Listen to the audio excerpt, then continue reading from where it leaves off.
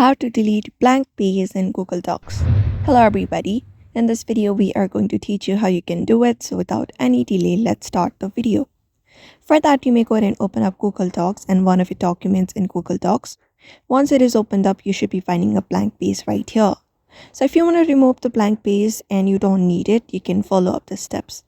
So for that, you can either select up your blank page like this and look for the delete option and try deleting it. You can click on deleting it and see if that works. If that doesn't work, go ahead and click on format at the top.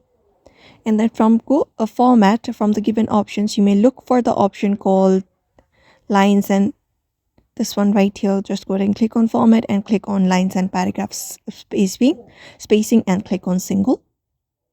And once you do that, you can find your blank page and remove. Another thing is you can head over to line and page spacing again, and you can choose custom spacing. If you can't find this option here, you should be finding it right in the middle. So you can just go ahead and click on custom spacing. So go ahead and click on custom spacing like this. And after clicking on custom spacing, you can just make it 0. You can make everything 0 so that the page spacing becomes 0.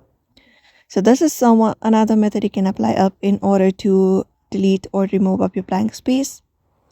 And other from that, you can go to file at the top and go ahead and click on this one right here. You can scroll down and look for the option called page setup. After that, here also you can look up for this margin section and make the bottom to 0.05, 0.02, something similar, and click on OK. And once that is done, you should be finding your blank space being removed. So that's it for now. You may follow up this method in order to do so. So I hope this video was helpful. Give it a thumbs up and subscribe for more tips and tutorials, and we will see you on the next video.